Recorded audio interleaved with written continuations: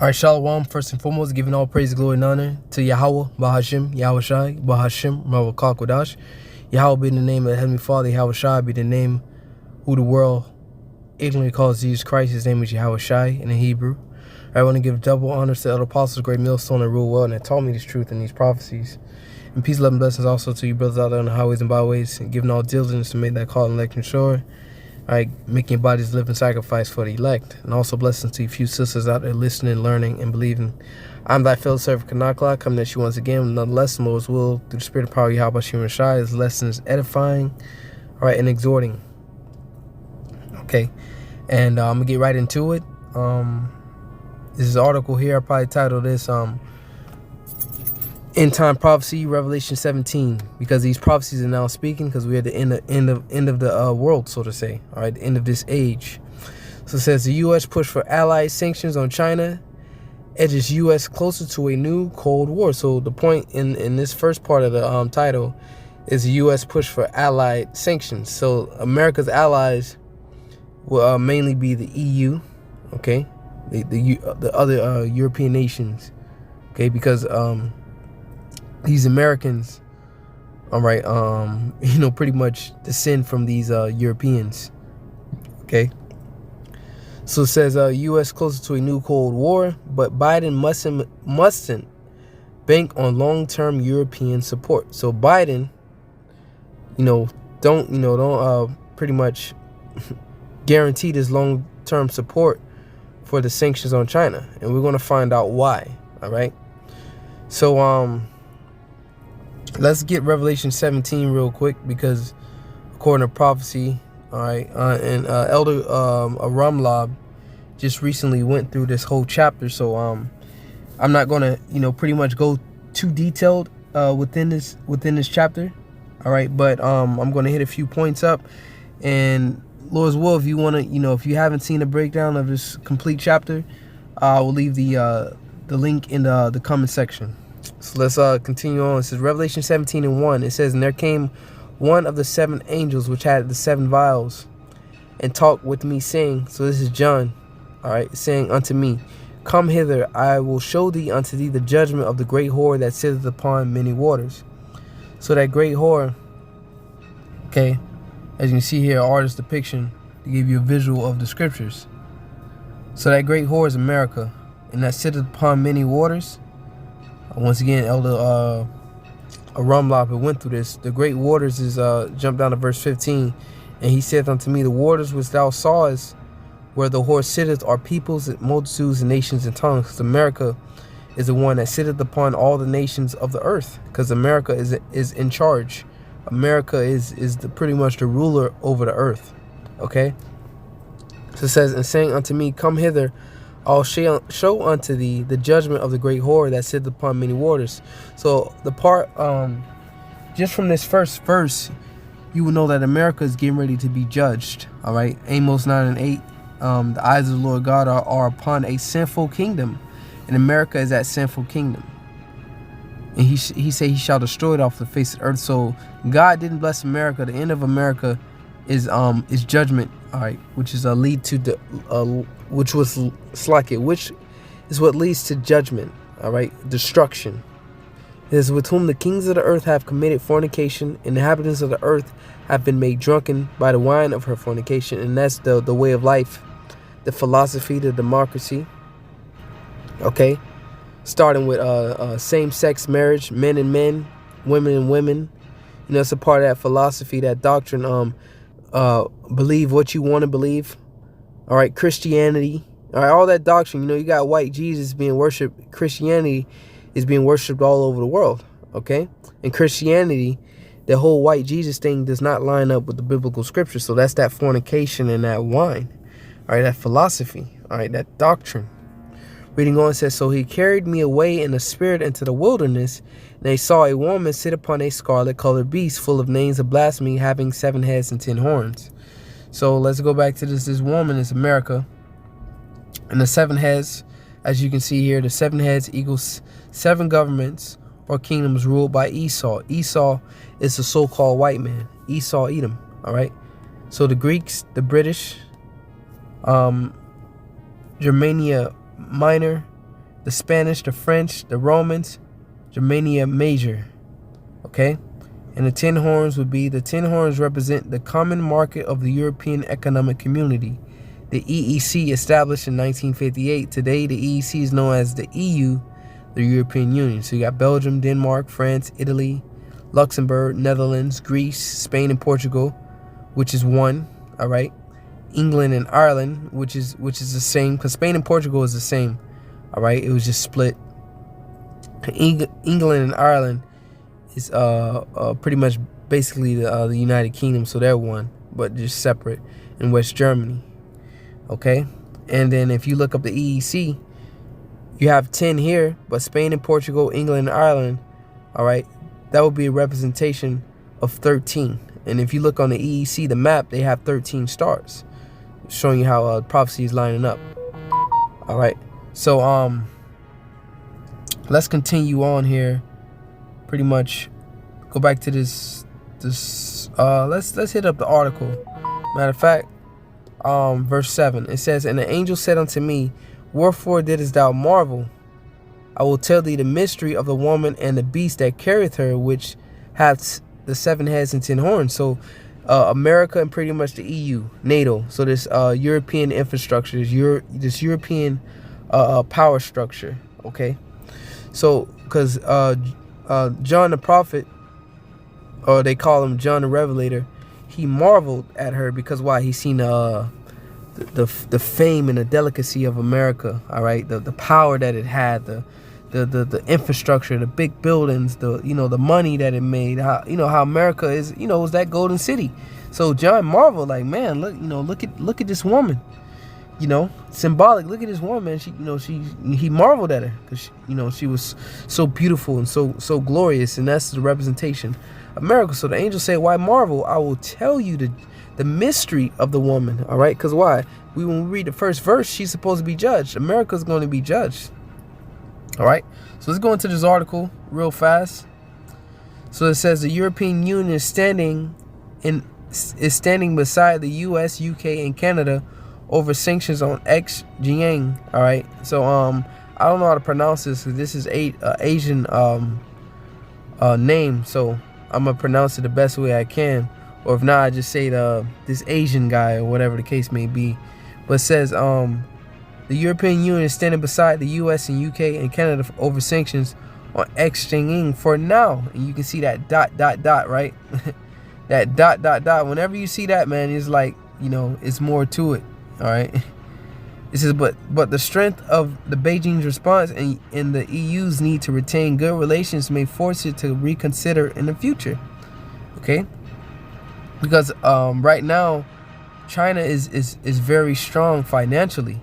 All right. So pretty much, if China put any sanctions or retaliate, from the sanctions that is put on them, they have such a so much economic power that that they can pretty much hurt any country. Okay. if need be. So reading on, it says, will this week mark a new turning point for China's ties with the West? Has the EU's policy of engagement with Beijing abruptly ended? On Monday, in tandem with the United States, United Kingdom, Canada, and bloc unleashed a number of sanctions on officials within the Xinjiang Autonomous Region and on the Xinjiang Public Security Bureau over the internment of Uyghur Muslims. Okay, so pretty much, if you've been paying attention, China is being pretty much judged, if you will, for the way they're treating these Muslims. And China responds is, look how you treat the so-called black people in America. So how, pretty much calling America out on its hypocrisy. How you gonna talk about how we treat these people, but look how you treat black people? All right, which is facts. The measures were the first place by the EU on China since 1989, and also the first collaborative effort pursued by Biden administration. Followed the old Barack Obama era playbook of coordinate sanctions. China responded by blacklisting a number of EU figures and entities a move that was disproportionately greater. Okay, so what is this saying? That the sanctions that the EU put on China is nothing. All right, it's like child's play compared to the retaliation or the response that China put on the EU. Okay, so it's like you hit somebody in the face, but they hit you back harder. All right, so the hit you did was nothing compared to how they retaliated. You know, it hurt you more. The blow they gave you back hurt you more than the blow you gave them. So that's pretty much what China. Why? Because China is strong economically. Okay, it says on numerous occasions I had noted that the transatlantic relations between the U.S. and Europe had deteriorated, especially on the matter of China. So this agreement between the U.S. and Europe, all right. So since the 1989, a lot has changed. We're in 2021 now. America is no longer the top manufacturer. Okay, America is on a decline and China is on an incline. China to become pretty much the next ruler, so to say, according to the world standards. China to become the next ruler. So this 1989 to 2021, the EU was with America, you know, pretty much with sanctioning China and oppressing China, because that's pretty much what it is, oppression. So the EU was pretty much with that, but here it is now, 2021. It says on numerous occasions I had noted that the transatlantic relations between the U.S. and Europe had deteriorated, especially on the matter of China. Why? Because now China, okay, it's going to say it here. It says, where there had been obvious differences in open play, the majority of them brought about by Donald Trump's aggressive rhetoric, because that's why Elder Tahar, the head apostle of Great Millstone, he coined 2020 the year of prophecy. And when Donald Trump got into the office, he got a lot of things moving. He stirred a lot of things up. Okay, so that made relations between America and all these other nations, including his own allies, pretty much worse. Okay, this is the creation of the Comprehensive Agreement Investment (CAI) between Brussels, which is one of the 10 horns, because Brussels is the capital of Belgium. All right, number 1 right here. Okay, let's go back to this. Between Brussels and Beijing on the last, so between pretty much Europe and China, on the last day of 2020, stunned U.S. officials and the incoming Biden administration. Because why? This is agreement. So this stunned the U.S. officials. So this stunned the Trump administration.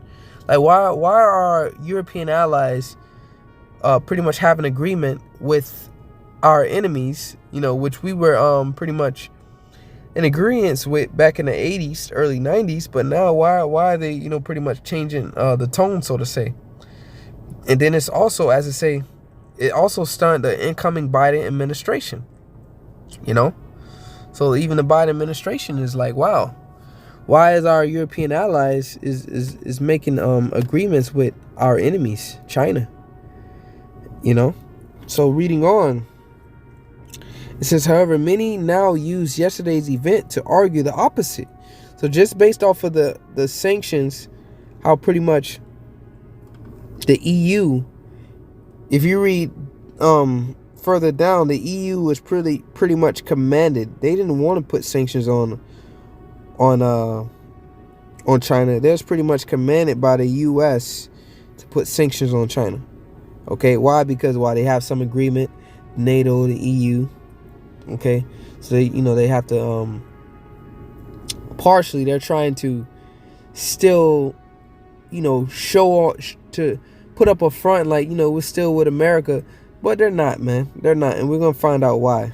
Okay, it says, however, many now use yesterday's event to argue the opposite, that the transatlanticism is back. The CAI is history. So they're saying this agreement that that Europe made with China is now history based off of the actions, based off the European putting sanctions on China. Okay, so let's find out about this deal, the CAI, between China and the EU. Because if you read further down within this, all right, we're gonna go further down for edification. All right, because this is a long article. I don't want to make this lesson too long, but read this closing statement. And this dude has done his research. All right, because I had to do a little research to find out, what is the CAI, and pretty much Europe benefits a lot from this agreement or this deal with China. So it's beneficial to them. So it would be unbeneficial for them to put sanctions on China, because they would benefit far greater by this agreement that they have with China, rather than pretty much taking sides with the U.S. It says U.S. has opted to aim for a low-hanging fruit so as to send out a message. So low-hanging fruit, that's a metaphor that the author of this article used. It says rather than, because a low-hanging fruit, that's easy to get. When you got to reach up higher to get something, to get the fruit, that takes a lot more work, a lot more energy. But if it's low-hanging, it don't take much energy to walk to and grab it. It says U.S. opted to aim for a low-hanging fruit so as to send out a message, rather than to take definitive action that would significantly change things. But China's willingness to respond is real, okay? Because China is in a position of power, so they're able to respond to these sanctions, and it's going to hurt others more than it's going to hurt them, because the position of power that they're in. It says Beijing does not compromise on core territorial issues and never will, and thus it's prepared to hit back hard at any Western attempt to contain them. We should also remember that the CAI agreement is for Europe's benefit. So this agreement between Europe and China, this benefits Europe more than it benefits China. Okay, so it's like, when you have that that leverage, all right. When you have that leverage, you pretty much can call the shots, because it's like, yo, you need me more than I need you. Okay, so that's pretty much what China is saying to Europe. You need me more than I need you. Okay, it says we should also remember that the CAI agreement is for Europe's benefit more than China's. Given all that, don't let yesterday's window dressing move fool you. So it says, don't let, because the Europe is putting sanctions on China, don't let that fool you, because why? At the end of the day, Europe needs China more than China needs Europe. It says some tough decisions lie ahead for Brussels. So this is the beginning, okay, of the separation, all right, the division of this superpower, the EU and NATO. This is the end. All right, the beginning of the end. All right, the separation, the 10 toes when you read in Daniel's. All right, the part miry clay, and part miry clay, and part was hard, part was soft. Because why? Brussels is economically weak. Okay, they're economically weak, so they need China. So let's look at this video queued up 2 months ago about the benefit or the details of a little intel on this agreement between Europe and China, and to show you why pretty much Europe needs China, man. So they can't afford to put sanctions on Europe because of America's differences that they have with China.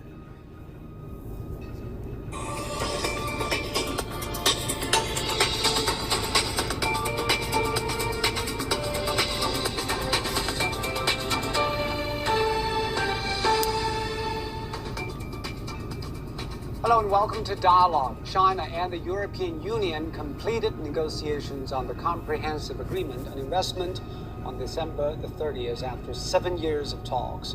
How did the two major economies work together and meet each other halfway? And how can the deal help promote recovery in the global economy?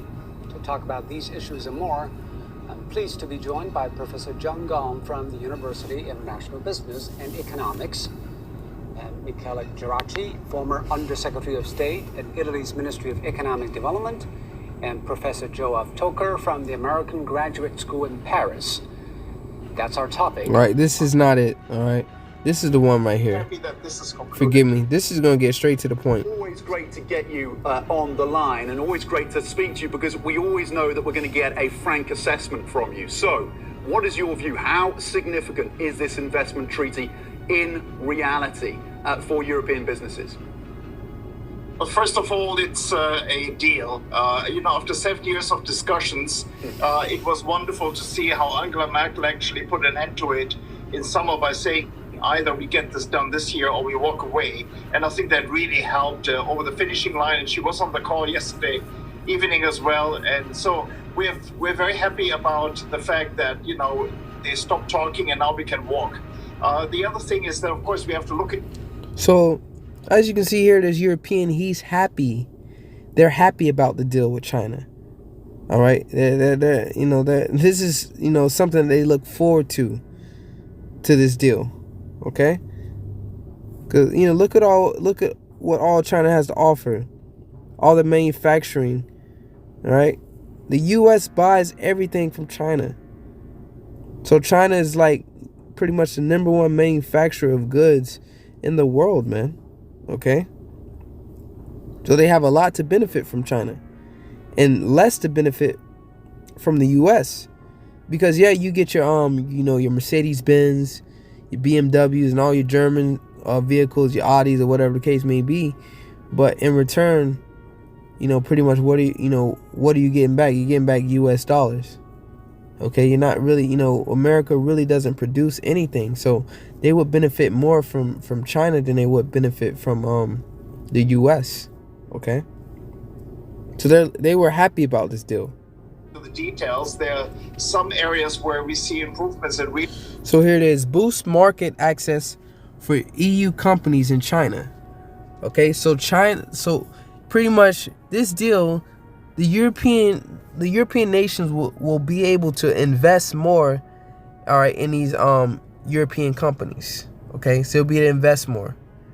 They'll be more involved, so that they would benefit from this. Okay. Increase transparency, legal certainty, create a level playing field. Okay, so this is beneficial to the EU.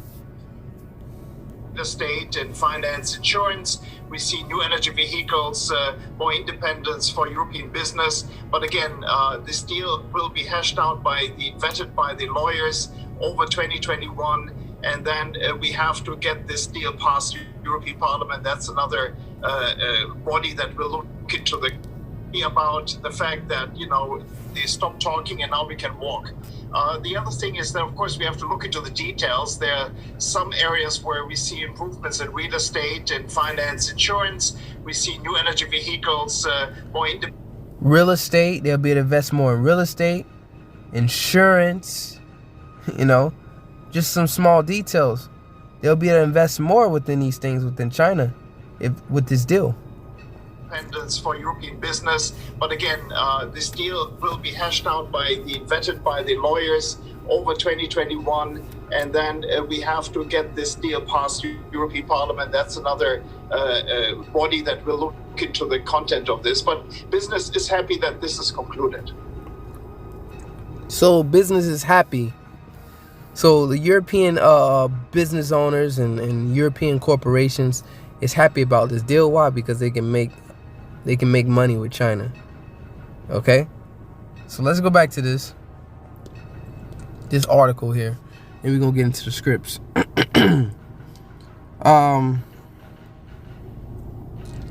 Where do we leave off at?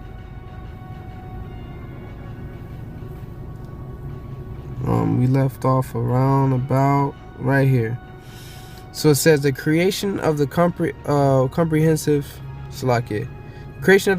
agreement investment between Brussels and Beijing on the last day of 2020 stunned U.S. officials and the incoming Biden administration. However, many have now used yesterday's events. All right, we read that. Looks can be deceiving, though. Despite all the drama, what happened was in fact relatively insignificant. All right. It was not even close to being a game changer for EU and China relations. So the sanctions that the EU put on China pretty much was insignificant. It really didn't do anything. Okay, so people are pretty much stunned, like, oh yeah, the CAI, this agreement that they made with China, all right, it's history, it's not going to happen. All right, the EU is with the US. All right, because why? They put sanctions on China. But if you look into the details of that, that's just, that's just a front, man. If you look into the details, it really didn't do anything, to China. It says, given the low stakes nature of the sanctions, in fact, they will not have no economic impact. So they're not going to even impact China, the sanctions that Europe, put on China. It's not going to even impact them. So all these people's, thinking that the EU is rocking with the US, you got another thing to think about. Okay? So it says it should instead be interpreted as a statement of disapproval rather than Brussels signing up for a comprehensive containment effort against China at the behest of the US. So if you look up this word behest, right? Define. A person's orders or command. So it's not America, the whore that rideth upon a beast. So if you riding upon an animal, let's say a horse is considered a beast. If you're riding upon a horse, you control the horse, whether it goes here, turns here, stops, go.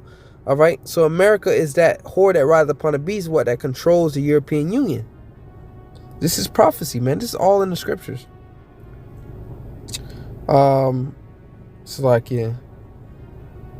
Let me go back. Wait one sec. All right. So back at it. It says it should be instead be interpreted as a statement of disapproval. Because they were commanded to do this. Why? Because America is that whore that rides upon the beast. But if you look into it, it had no economic impact on China at all. Okay? It says signing up for a comprehensive and containment effort against China at the behest of the U.S. While shared ideology and culture means there will always be some overlap on the issue, there are substantial differences on a number of areas. As Beijing response shows, Brussels does not have the political will or space to engage in a prolonged confrontation with China. So when Donald Trump got into office, he started that trade war with China. Okay? Brussels or Belgium does not have the will to go on a freaking, pretty much a war with China as America did, man. It's not in them to do so. Okay? So it says, are the sanctions really a big deal? The fact the West was felt compelled to act is obviously important, but they will make very little difference. To put them into context, the U.S. have effectively managed to get its allies to agree to sanction China's equivalent to a local council leader and regional police chief, and this alone shows the different stakes for the allies. Last year, the U.S. sanctioned Chen Quanghao, and Politburo member who is the party secretary of Xinjiang. This time around, lower-ranking individuals were targeted, including former officials. So this time around, lower individuals were targeted. Not no high-level officials, so to say. It says this proves that the scope is extraordinarily narrow. Their fate doesn't really matter or hold any consequences, and the sanctions themselves won't change China's policy in the region. All right. Blacklisting officials is, for the most part, symbolic. Yet even this move was a stretch for the EU, which clearly still has it. So remember that low-hanging fruit. So this is low-hanging fruit. This is easy. All right. So it says this was a stretch. So once again, going back to the parable that the author used. Okay. Low-hanging fruit. Low-hanging fruit is easily, all right, to catch, easily to obtain. But with the EU, as it says this is a stretch for the EU. Why? Because the EU and China are in bed together, so to say. They're doing deals. So this is an inconvenience for them. When you have to stretch for something, that's an inconvenience. But when you can just blatantly just lift up your hand and grab it, that's not an inconvenience. But when you have to get a ladder and really stretch to pull down a fruit, that's an inconvenience for you, man. So this whole thing that the U.S. has going on with China, it's an inconvenience for their allies. Okay, remember all these points. It says, which clearly still has many practicalities considered when it comes to engaging or disengaging with China. Indeed, why would the European nations trust the U.S. on everything? For all this so-called transatlanticism, Secretary of State Antony Blinken was in Brussels yesterday, threatening sanctions. Okay, so here it is. A U.S. Secretary was in Belgium the other day, threatening sanctions on European allies, on European states over the Nord Stream 2 natural gas pipeline being built from Russia to Germany beneath the Baltic Sea. Okay, so not only Belgium, but Germany. Okay, so here it is. Two enemies of the U.S., Russia and China. They're trying to pretty much, gain from China, economically, and then they're trying to also get energy from Russia. So this is the U.S. The U.S. has been putting sanctions on Russia and China, putting sanctions on Russia because they claim that Russia was meddling in elections. So they got sanctions on Russia and sanctions on China, the U.S. that is. Now here it is, your European nations are trying to do deals with two of your enemies. All right, so that's a division amongst NATO and the EU. All right, really the difference between the U.S. and its allies. All right. It says the dynamic of the U.S. imposing its interests on Europe by force remains a constant theme of relations.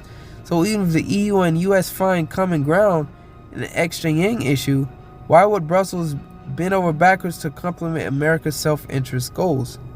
So pretty much what this is saying is you have a problem. You have a secret agenda. You have pretty much self-willed interest that pretty much has nothing to do with me. These fellows are cool. It's just y'all not cool with them, so that has nothing to do with me. I'm going to continue my relations with them because your relations with them shouldn't affect my relations with them, which is rightfully so. Okay? Says this is a move that was undertaken with caution, and even then the EU was caught off guard by the strength of China's response. So the EU was like, man, we put sanctions on China, but man, the strength of their response was great, man. It shocked them. All right, so this is hurting them more than it's helping them. It says illustrating the price it may have to pay if it goes further. So this is just an example. If the EU goes further, with this charades with the U.S. trying to pretty much contain China, okay, it can get a lot worse. That's what China sent a message like, yo, it can get a lot worse. So it says, plus, despite the fact the U.S. allies were coordinated, the conspicuous absence of both Australia and New Zealand was notable. All right. So let's continue on. This is on that premise, it's not surprised that China has made its point by hitting back hard at the EU. So it's legitimate to speculate just how far Brussels will push on this matter. So Brussels is not going to push the matter because it's going to get more kickback, all right, than it's given out. It says, will it rock the boat with its largest trading partner? So China is Belgium's largest trading partner. Okay, especially when it's so weak economically. Once again, going into the 10 toes in Daniels, the miry clay. So Brussels and Greece, just off the top of the head, are those weak economic nations within the EU, within the 10 toes. And Germany would be considered like the strong, all right, within the 10 toes. So you got the miry clay and the other form of material. Okay, it says the question of eternal unity is actually debatable, with Hungary's foreign minister blasting the sanctions. So even Hungary's like, yo, blasting the sanctions, like, yo, this shouldn't happen. Does this mean Washington's drive for more cooperation in future will likely be easier said than done? So they're not going to have much cooperation in the future when America tries to pretty much go after China and Russia, they're not going to have much cooperation, because what all these nations are starting to realize that what America is the problem. Everybody's at rest. Everybody's trying to, you know, be on a fair playing field, and everybody trying to make money. But the U.S. is the ones trying to come in and pretty much take peace from the earth. Tell you in Revelations, the horse was given a great sword to take peace from the earth. So America is that main, you know, that main force of that prophecy to take peace from the earth. Okay. So let's get into the scriptures. How does this affect? How does this correlate with prophecy? So it says, and the angel said unto me, wherefore didst thou marvel? I will tell thee the mystery of the woman and of the beast that carrieth her, which hath the 7 heads and 10 horns. The beast that thou sawest. All right, so this is going to the history. Like I say, I'm not going to go too much into that. This video be very long. So this highlighted is the history. All right, so I'm going to get straight to the point. Like I say, I'll leave the complete breakdown of this chapter in the comment board, Lord's will, if I remember. It says, these have one mind. I started at 12. It says, and the 10 horns which thou sawest are the 10 kings. All right, so we know who these is now. This is the EEC. I believe it's now what? It's now today is what? Maybe 17. As you see, Greece, Italy, Spain, France, West Germany, United Kingdom, Portugal. So it's a lot bigger now. But the original, the 13, as you can see on the flag, is blue with 13 stars, which is equivalent to the 10 horns.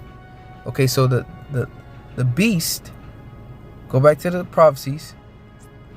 And the 10 horns thou sawest are 10 kings which have received no kingdom as yet, but receive power as kings 1 hour with the beast. Okay, they have one mind and shall give their power and strength unto the beast.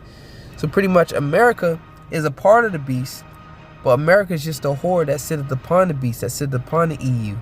So what? They're going to give one mind, meaning what? They're going to put their differences to the side and recognize what? That America is the problem. Okay, America is the issue. These have one mind and shall give their power and strength unto the beast. These shall make war with the Lamb, Yahweh Shai, the Lord returning. Because while America is going to be destroyed, what's going to be left? Okay, even though you have pretty much American embassies all around the world, but America is going to be utterly destroyed. So the only part that's going to be left is the beast itself. So they're going to try to make war with the Lamb. Why? Because America's going to be destroyed. It's out of here. It says, and shall overcome them, for he is the Lord of lords and kings of kings, and they are with him, are called chosen and faithful. So it's going to be an alien, so-called alien invasion. Okay, those UFOs, those spaceships are going to show up in the midst of these conflicts, in the midst of this third world war, and they're going to try to fight against the Lord, but they're going to lose. It says, and he said unto me, the waters which thou sawest where the horse sitteth are peoples and multitudes and nations. And the 10 horns which thou sawest upon the beast, they shall hate the whore. Okay, so what? These European nations are going to burn America. They're going to hate her, and you can see that right now. Okay, because they're being forced to put sanctions on China. They're being forced to stop that that pipeline with Russia, which they all can benefit from this. Okay, as you can see right here, the Nord Stream 2 natural gas pipeline in Russia. So they're being forced to pretty much cut off ties with Russia and China because of America. So that's the beginning, all right, of this hate. So you see how the prophecy is coming to play right now. So they're losing because of America, man. Okay, see how that European dude was pretty much saying that you know, they were happy about this deal, and you know, whatever the case may be. So if you take away somebody's happiness, what, they're going to pretty much be upset with you. They're going to hate you. So America is taking away the European allies, its allies' happiness.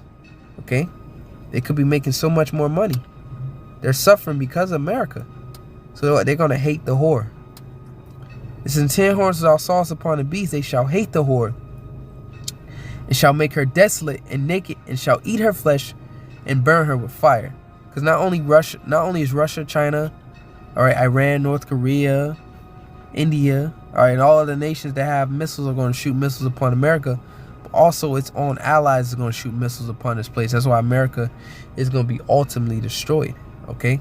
As I say, they shall eat her flesh and make her desolate and burn her with fire. For God hath put it in their hearts to fulfill his will. So this is the will of God. So the will of God, the judgment, once again, that's why the angel told John, I will show you the judgment of the whore. So the judgment of America is to be burnt with fire, man, and to be made desolate. Okay? That's the will of God. God didn't bless America. God's about to judge America. Why? Because here it is, America, especially with this Biden administration, they just push this, push this paperwork for the alphabet community, for them to pretty much receive more rights, to pretty much get more room to exercise their wickedness. But did not Biden swear in on the Bible? Well, you read the Bible, all right, that's men and women and women, that's contrary to the scriptures. Okay? That's a sin according to the scriptures. But you swear in on the Bible. You put your right hand on the Bible and swear in as president. So Heavenly Father's finna destroy this place. That's why this place is also known as Sodom and Gomorrah. Okay? Revelations 11 and 8. Egypt and Sodom and Gomorrah. It says, the one which I saw is that great city which reigneth over the kings of the earth. So America is the one that controls the earth. Is the head honcho, so to say. Okay? So that's pretty much it. Revelation 17, end time prophecy. You can see how now this division between America and its allies is going to bring about the destruction of the horns, the 10 horns, burning and hating the whore. Okay? Its own allies burning and hating them. Because as you can see in the closing statement of this article, it says,